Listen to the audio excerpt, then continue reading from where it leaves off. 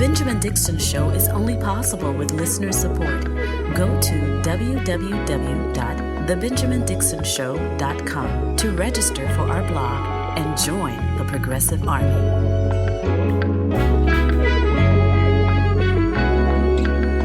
Today is Monday, January 23rd, 2023. Thank you so much for joining me. So much happened over this weekend.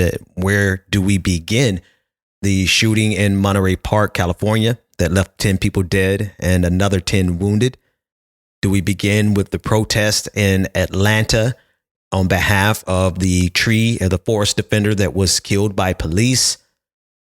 Or the fact that in Memphis, Tennessee, 5 police officers have been fired as a result of brutally beating a black man, and those 5 officers being black themselves.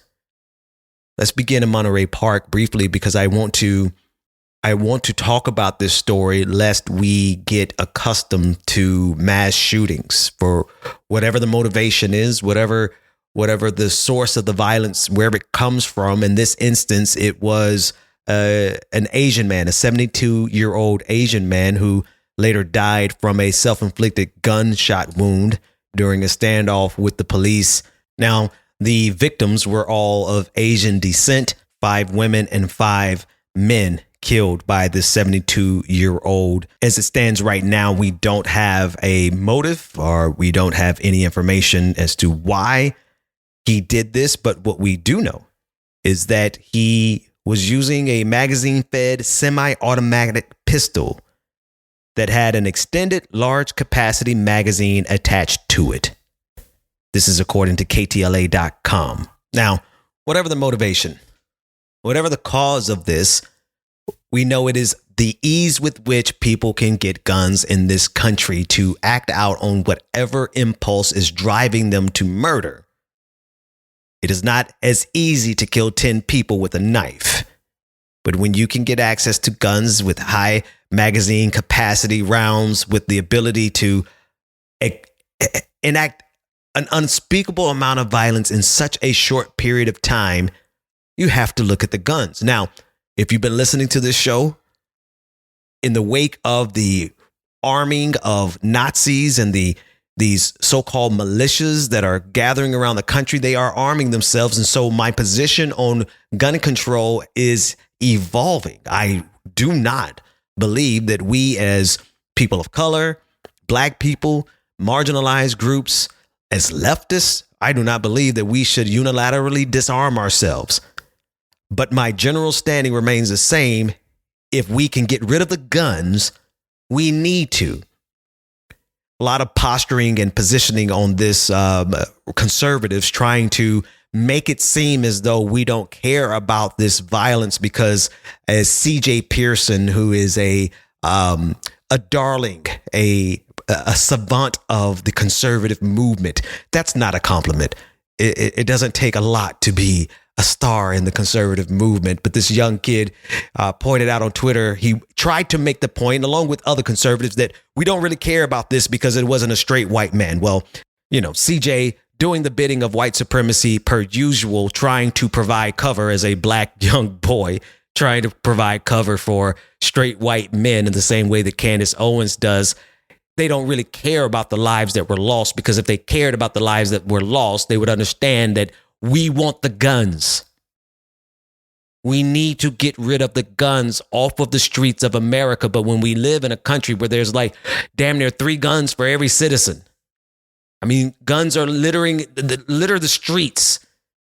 It's almost like a video game. You're just running through the streets and there's a gun. Why? Because the NRA is such a powerful lobby that there's nothing. There's almost no limit to what they want us to be able to get access to, because it makes these weapons make people millionaires, billionaires. The weapons industry, the guns, the manufacturing industry in this country generates billions of dollars of profit every single quarter. This is a massive empire of weapons manufacturing. They have no accountability, no liability based on creating these weapons. They are protected from lawsuits. And here we are killing each other for any number of reasons. literally any number of reasons you could get somebody off the street who is in a moment of rage because something happened to them. Something happened to them at work. Somebody broke their heart. They don't know how to handle it. My God, I mean, that's got to be one of the leading causes of domestic violence and murders in this country. And it's when you have all of these hundreds of millions of people walking around disillusioned about their plight in life, and then you put guns in their hands, one of two things is going to happen. They're going to kill somebody or they're going to kill themselves. So up until the time this country decides to get rid of guns, I'm still on the side of leftists and progressives and black people, the LGBTQIA community. Especially y'all got to protect yourselves. But there is a problem in this country that is getting so many people killed. Every week we have a mass shooting. And in fact, we can't get past one mass shooting for another one. If I'm not mistaken, there was a mass shooting in Louisiana over the weekend. In Baton Rouge, 12 people shot. Thankfully, they all have so far survived, but they're shot at a nightclub in Baton Rouge, Louisiana. We can't make it past one mass shooting without another mass shooting occurring. And then in between, we have the thoughts and prayers of conservative politicians who are more than happy to see this amount of death. Because to them, bodies are just numbers. It's just numbers. How many people died this year? Okay, well, let's go force birth other children into this world, and then they'll die of school shootings.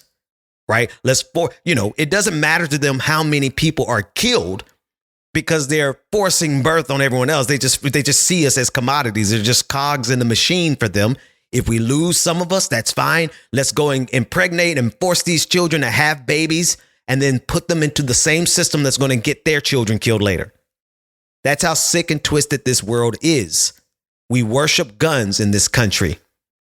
We worship guns in this country, and we're not afraid in this country of letting our children die just so that we can continue to send the obscene profits to weapons manufacturers and the NRA and the Republican politicians who take checks from them every single lobbying cycle.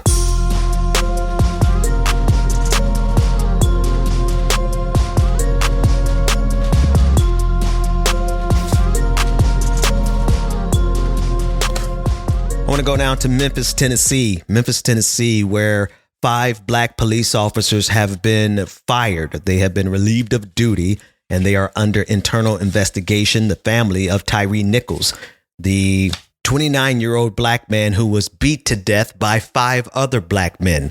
That family is now represented by attorney Benjamin Crump, who, along with the family, are scheduled to observe the video, to watch the body cam footage of what happened to this young man that ultimately led to his death. And as he was rushed to the hospital complaining of shortness of breath, he was suffering from brain swelling and kidney failure. And if you've seen the photo, I've tweeted it on my timeline, along with the images of the 5 police officers who were involved in this. If you see how mercilessly they beat this man to death, it will leave you asking yourself the question of, why aren't we defunding the police? At least that's what it left me with. And I don't care what race they are, black, white, indigo, don't matter. The police need to be defunded for many reasons, including the fact that when they are given the opportunity, they kill us. They beat us mercilessly. These are the 5 officers. Now, before I read off their names, I have to say, for any city, any state, Memphis, Gulfport, whatever, it doesn't matter, for them to so quickly release the names as well as the images of these officers. I mean, they took these guys' yearbook photos. Their police they were looking in, they're smiling in their best. And they released those photos. And when I tell you how rare that is, you do not get policing agencies in this country to do that, except generally speaking when they're black. Now, that's a whole different conversation. I'm not going to have that one just yet. Give me about 5 minutes and we'll talk about how foolish these men were to think that this white supremacist culture of policing would protect them in the same way that it protects white folks, because we're still waiting on the name and the image of the cop who killed Jaheim McMillan in Gulfport, Mississippi. But here, Friday, they were fired, and here are their names: Tadarius Bean, Officer Demetrius Haley, Officer Emmett Martin III, Officer Desmond Mills Jr., Officer Justin Smith, all have been fired as a result of how they beat Tyre Nichols. Now, we don't know when the body cam footage is going to be released to the public, but today, that's Monday, January 23rd, the family is scheduled to view the footage with their attorney, Benjamin Crump. Now, I have to comment on the fact that they released these names and these photos so quickly. It does not happen, folks. Not like that. I've seen too many instances and too many cases where it is clear cut, where it is, we have footage and it looks horrible. I mean, I guess I don't know. Maybe what they did in this video is so horrifically different than any other time we've seen police officers kill black people. Maybe it's the beating part versus just shooting them with the gun. But we did sit there and watch for 8 minutes of Derek Chauvin mercilessly putting his knee in the neck of George Floyd. And we still have people today, till this day, telling us we shouldn't believe our lying eyes, what we saw. And so for the police department, and they have released statements condemning it. I mean, they are really throwing these 5 officers under the bus. And good, fine. Just be consistent with it when it happens as a result of white police officers. We have to fight tooth and nail to get justice in any measure when it comes to white police officers killing us. But it looks as though these 5 black men mistakenly thought that the police union was going to write a nice little letter for them the same way the police union does for every other instance of police murder. Nope. No support from the police unions, no support from the conservative movement, that these 5 black men are on their own and they are going to more than likely face charges as a result of this. The 5 of them, Tadarius Bean, Demetrius Haley, Emmett Martin III, Desmond Mills Jr., and Justin Smith, they all joined the force basically since 2018, 2020. It's amazing that they did this in the post-George Floyd era. Like, we are literally in the aftermath of the protests in 2020 when it became clear that while police may get away with this, the people are going to do everything we can to make sure they're held accountable. And somehow or another, these 5 men thought that they could get away with this. It speaks to me about how blind white supremacy makes you. Where you say, Ben, these are black people. How can they suffer from white supremacy? Easy. In fact, I really genuinely hope you didn't ask that question, or else I have to refer you back to some older episodes. Black people suffer not only under white supremacy, black people suffer from the mental chains of white supremacy. Nobody can hate black people as good as black people can hate black people. Ask Candace Owens. Nobody can despise black people the way black people can despise black people. Ask Larry Elder. Ask Diamond you can't ask Diamond. I'm sorry, that was wrong. I'm not laughing at that sister dying.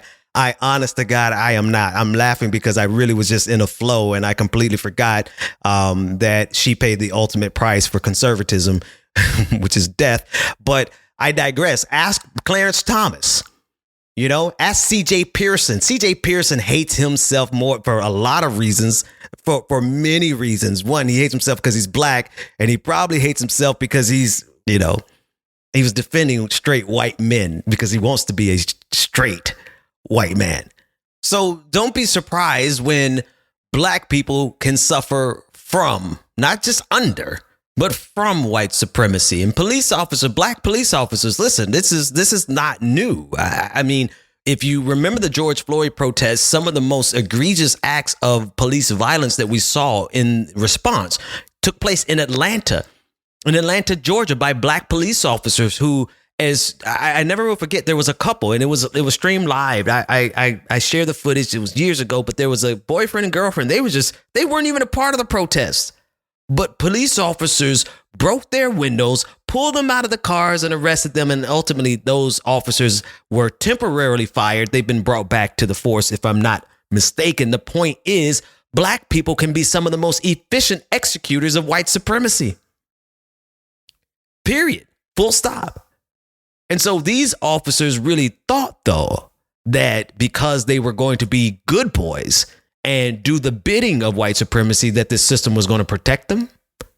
I mean, because how else do you explain here? Two things: the level of hatred that it takes to actually beat someone to death when it's 5-on-1.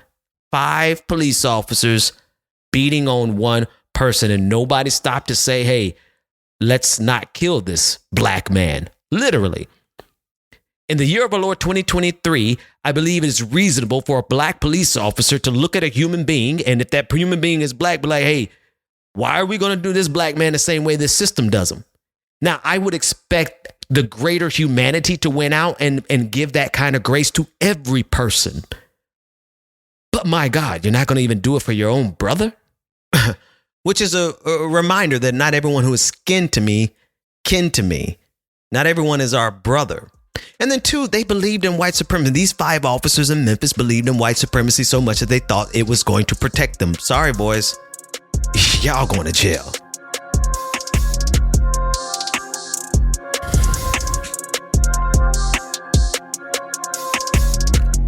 Speaking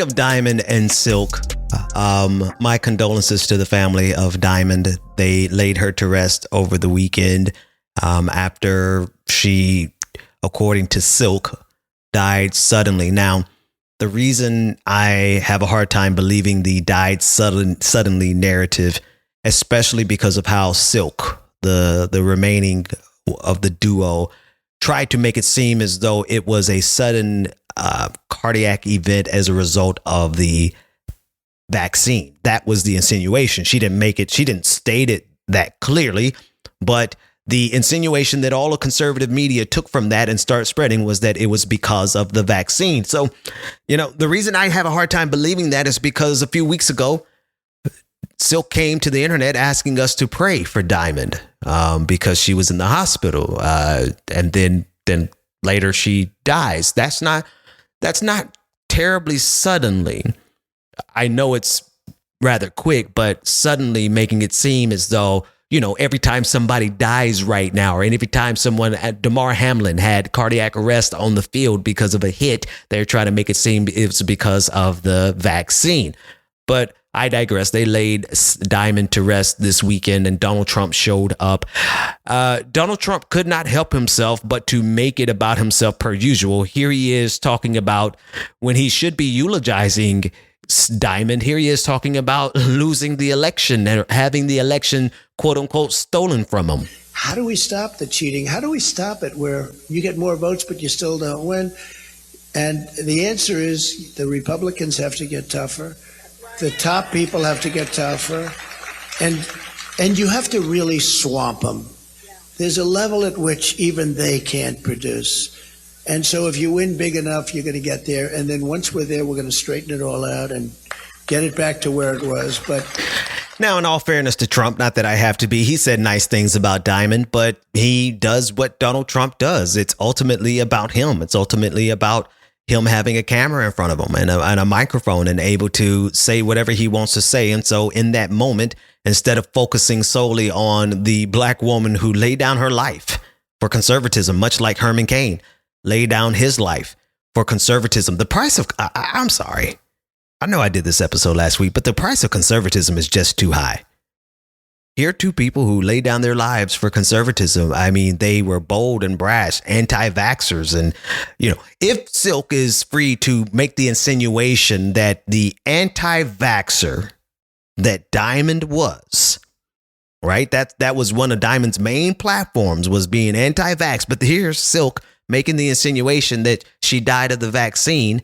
It's probably more likely that she died of COVID. Much like Herman Cain did, who attended a Trump rally at the beginning of the pandemic. And because conservatism requires that you reject the vaccine, and because of that, Herman Cain decided to go out there unprotected. And, well, he's no longer with us. Something else happened at the funeral for Diamond that I want to share, and I guess you could file this underneath Schadenfreude. But Silk began to lavish Donald Trump with praise about how good Donald Trump used to treat them. She said that Trump treated them like his children, like Eric, and she couldn't remember Don Jr. And I'll play the clip for you, but turns out Donald Trump doesn't even know who she is. President Trump, I just want to say thank you so much for believing in Diamond and Silk. He treated us just like Laura. He treated us just like the other children. Eric, Don Jr., Tiffany. He treated us just like when we came around, when Diamond and Silk came around, it was like we was part of the family. You know, the world has lost one of its brightest stars, real star, but I see that we have another star who is equal to, but she stepped up and she is different. I'm serious. I thought I knew them both. I didn't. I knew Diamond, but I didn't know Silk at all. I just learned about Silk. You're fantastic. Ouch. That's going to leave a mark. Listen, I don't rejoice in people dying. I absolutely don't. I did actually pray for Diamond when Silk asked us to pray. You know, I'm a believer. You know, that's what I do. I prayed because death is pretty permanent, and I don't joke about it. But to see the commitment to the grift, to see the commitment to the very thing that very likely got her killed, to see the subservience to Donald Trump, only to have him say, "I'm sorry to that man, I don't know her." I laughed at that part. That was hilarious to me. Go to www.patreon.com/The BPD Show and get twice the content and unfiltered interviews without any of the commercial interruptions. And here we go. Very special welcome to our newest patron, Cheryl Thomas. Thank you so much for becoming a patron. This show is not possible without you. So this patron party is for you. Everybody bob. Hey. Yeah. Here we go. Oh, wait a minute. You too can become a part of this prestigious and prodigious patron family and get your personalized shout out by going to patreon.com/The BPD Show, where you get twice the content, none of the commercial interruptions, and you get access to our bi-weekly patron party, which, if I'm not mistaken, there's one coming up pretty soon. Patreon.com/The BPD Show, and we'll be back right after this break.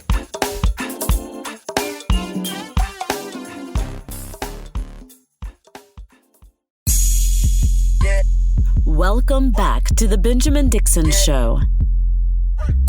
Visit us online at thebenjamindixonshow.com. Welcome back.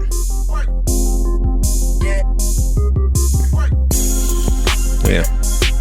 Welcome back. Okay, I want to touch on the events over the weekend that took place in Atlanta, Georgia, where protesters from around the country gathered in the city to protest and rage against the fact that the police officers killed a forest defender who was standing against the Cop City $90 million facility playground that is being built on 300 acres of forest land as a giveaway to the police officers.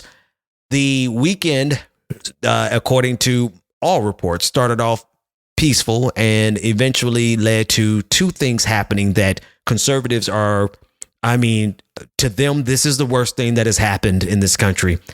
A cop car was set on fire and several windows were broken.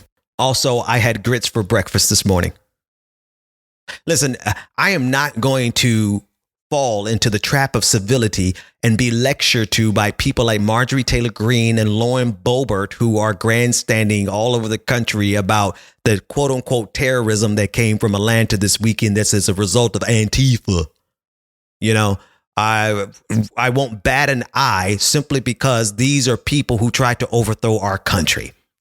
They did a lot more than burned a police car on January 6th. So we will not be lectured to by Neanderthals who are the barbarians at their own gates. I'm not going to fall to like, you got, peace road. Yes, I am a peaceful person. I do advocate for peaceful protests, but others don't. And you think, am I going to sit here and condemn them? Like, oh, God, they burned a police car. The cops killed a man. With the budget, with $90 million that they're going to be spending on their playground, they can afford to buy a new car. This kid isn't coming back to life. This young person is not coming back to life. I'm not going to mourn over some broken windows when I have seen so many times police in Gulfport, Mississippi, the police officer who shot and killed Jaheim McMillan shot through the windows of a Family Dollar store. They got those windows replaced before the boy was buried. Okay? And nobody cared about the broken glass that came as a result of a police officer killing a young black child. I'm not going to sit here and carry the burden of, we got to be so nice. We got to be so careful. We got to make sure that there's no, it doesn't matter whether there's violence or not. We are dealing with a brand of conservatism, of opposition that is going to weaponize even peaceful protests. And when a protest is too peaceful, we have seen, it's in Atlanta. I never will forget back in the George Floyd protests of 2020, what triggered, if you will recall, all of the graffiti and all the protests that took place down by the CNN building back in the George Floyd protests, the young men who were standing on top of the CNN logo downtown, the huge logo. It was a really dramatic night. Did you know how that started? Did you know how all of the quote unquote violence started? It started because a police officer hit a woman with a bicycle. These people were out there peacefully protesting, and because the police escalated it, it devolved into violence. So they can miss me with all of this category, trying to label everyone as a terrorist, especially when they are self-admitted domestic terrorists. Now, are you going to find me out there setting a car on fire? No. Am I going to advise you to do that? Absolutely not, because they got cameras everywhere and you're going to jail. All right. They've got to do something with all that money they're spending on the cops. So there are going to be plenty of cops out there to catch every protester that does something nearly or remotely wrong. I still want to know what's going to be done to Marjorie Taylor Greene for being a part of the January 6th insurrection, so much so that she had to ask the president for a pardon. Thou dost protest too much, Margarine.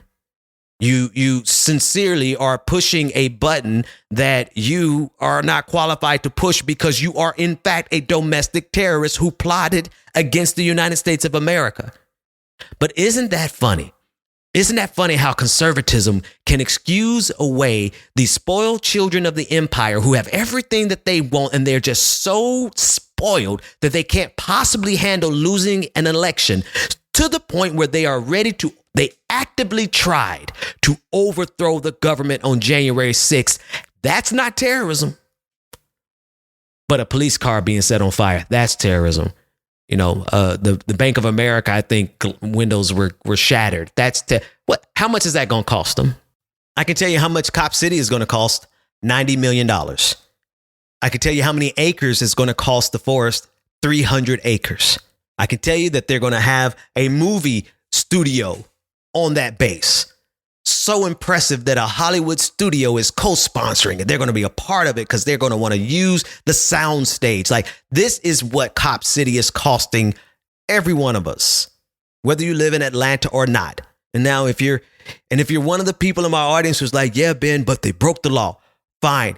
I will guarantee you that the person who set that car on the police car on fire will serve probably 25 years, as opposed to the people who broke into the United States House of Representatives and propped their feet up on the Speaker of the House's desk, the ones who assaulted the Capitol Police. What's the average length? The longest length that I've heard so far is 6 years. Most of them are getting a few months in jail. So there's nothing equal about our justice system, particularly if you're black. But if you're white and you're on the side of humanity, and if you're on the side of justice, if you're on the side of black lives, if you're on the side of opposing the police state, you'll find out like a lot of white folks are starting to slowly but surely realize that this system is not equal in distributing justice, if you could even call it that. Patrons, stay tuned. We have a whole half hour to go. Everyone else, patreon.com/the BPD show if you want access to it. If not, I will see you Take care, everybody.